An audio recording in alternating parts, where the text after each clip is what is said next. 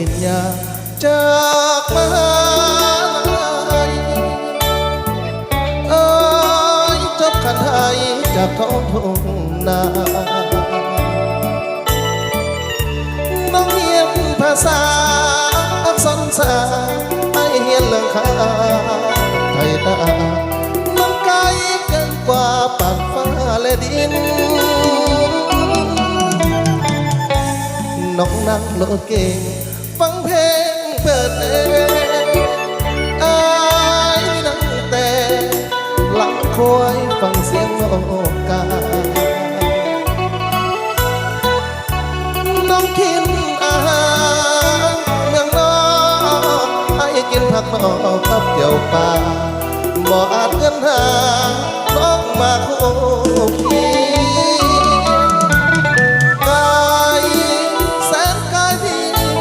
คอยคว้าน้องสุขเพียงฟ้าแต่อายนี้ต่ำเพียงดินจะขออยู่อย่างคนจนบ่ขอเลื่อนพันไฟทวิน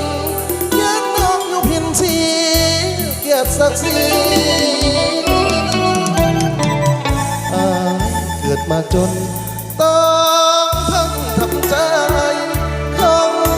บ่มีภัยสนใจผูกมิตรไม่ตีที่ไหนแต่เช้าวันมองหักน้องมาตั้งหลายปีเพื่อเกียรติคนดีอายมีขอ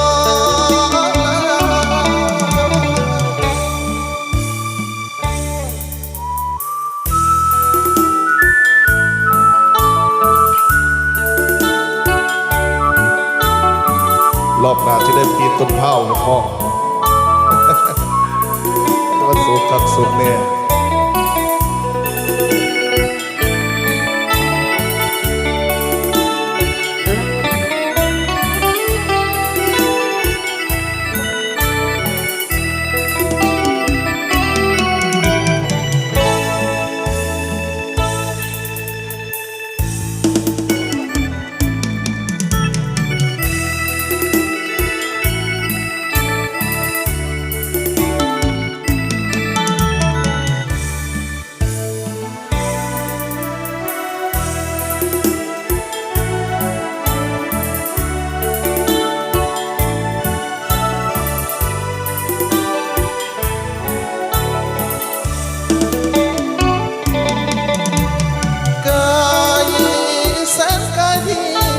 คอยคว้าน้องสุขเพียงฟ้าแต่อายนี้ต่ำเพียงดินจะขออยู่อย่างคนจนบ่ขอเลื่อนฝันไฟทวินยันน้องอยู่พินสีเกียรติศักดิ์ศรีเกิดมาจนทำใจคงบ่มีภัยสนใจผูกมิตรไม่ตียิ่งได้ตัวสาวบนมอหักน้องมาตั้งหลายปีเพื่อเกียรติคนดีอาย